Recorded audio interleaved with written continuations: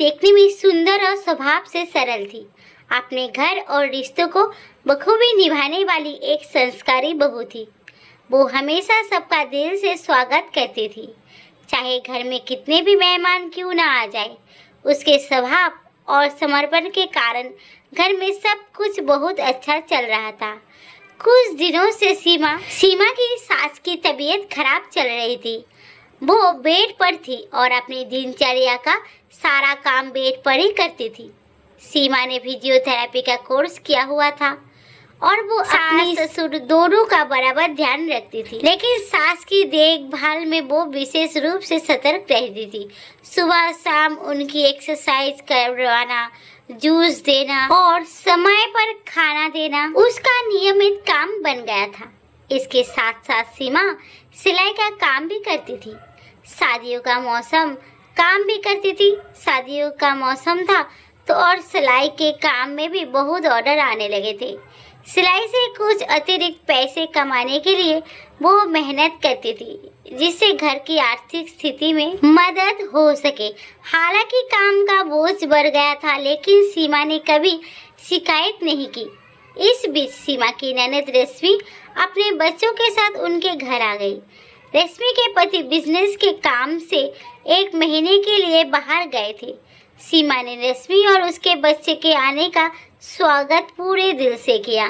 उसने रश्मि के खाने पीने से लेकर बच्चों की जरूरतों तक का पूरा ध्यान रखा। रश्मि के आने से घर का माहौल बदलने लगा। हालांकि सीमा ने हर संभव कोशिश की कि रश्मि को किसी भी चीज की कमी ना हो, लेकिन रश्मि का व्यवहार कुछ अलग था। वो आराम से बैठती, खाना खाती और घूमने चली जाती। मॉल जाना, गार्डन में टहलना, बच्चों के साथ समय बिताना, ये उसकी दिनचर्या बन गई थी। लेकिन इस सब के बीच रश्मि ने कभी ये नहीं सोचा कि वो सीमा की मदद कर सके। रश्मि के आने के बाद सीमा की सास का स्वभाव भी बदलने लगा। जो सास पहले सीमा की तारीफ करती नहीं थकती थी, वो ही अब हर छोटी बड़ी बात पर सीमा पर गुस्सा करने लगी। सास बार बार कहने लगी, सीमा मेरा ध्यान नहीं रखती है, मुझे समय पर दवाइयाँ नहीं देती, एक्सरसाइजेज नहीं करवाती, वो तो बस अपने काम में व्यस्त रहती है। सीमा को ये सब सुनकर बहुत दुख होता था, लेकिन उसने कभी किसी से शिकायत नहीं की। वो सास से माफ़ी मांग लेती और अपने काम में लग जाती।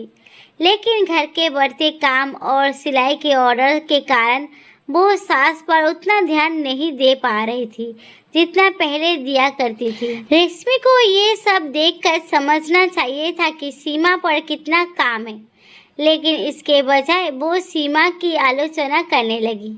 वो कहती, भाभी तो बिल्कुल भी काम नहीं करती, मैं तो अपने घर में दिन भर किचन में रहती हूँ। रश्मि ये भूल गई थी कि सीमा न सिर्फ घर का सारा काम संभाल रही थी, बल्कि सिलाई के काम से भी परिवार की आर्थिक मदद कर रही थी। सीमा के लिए दिन और रात एक जैसे हो गए थे। सुबह जल्दी उठकर काम शुरू करना और रात तक थक कर सो जाना उसकी दिनचर्या बन गई थी। बच्चों को स्कूल के लिए तैयार करना, पति का टिफिन बनाना, घर की सफाई करना, खाना बनाना और फिर सिलाई का काम, इन सब के बीच वो अपने लिए एक पल भी नहीं निकाल पाती थी। सीमा का मायके जाना भी बहुत कम होता था। तीज त्योहार पर ही वो मायके जा पाती थी। वो अपने परिवार के लिए पूरी तरह समर्पित थी, लेकिन उसके इस समर्पण को घर में कोई समझ नहीं पाता था। ननद के ताने, सास की शिकायतें और पति की व्यस्तता ने उसे पूरी तरह अकेला कर दिया था। एक दिन जब सीमा अपने कमरे में थक कर पलंग पर लेटी तो उसे नींद लग गई। सुबह फिर वही दिनचर्या शुरू हो गई, लेकिन इस बार सीमा के मन में एक अजीब सी बेचैनी थी। उसने सोचा, मैं हर किसी के लिए सब कुछ कर रही हूँ, लेकिन मेरे लिए कोई नहीं सोचता। क्या मैं सिर्फ बहू हूँ, बेटी नहीं बन सकती? समय बीतता गया।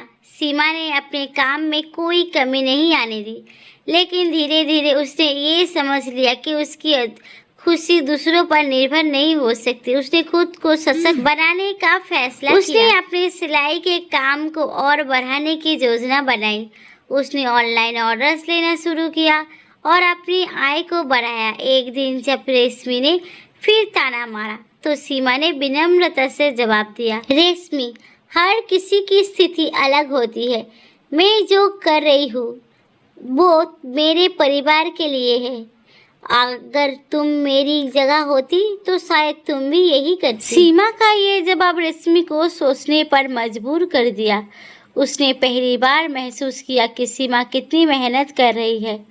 उसने सीमा की मदद करने का फैसला किया। रेशमी ने घर के कामों में हाथ बटाना शुरू किया और बच्चों की देखभाल में भी मदद करने लगी। धीरे धीरे घर का माहौल बदलने लगा।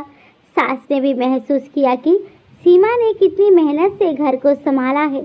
उन्होंने सीमा से माफ़ी मांगी और कहा, मैंने तुम्हारे साथ गलत किया। तुम बहू नहीं, बेटी हो।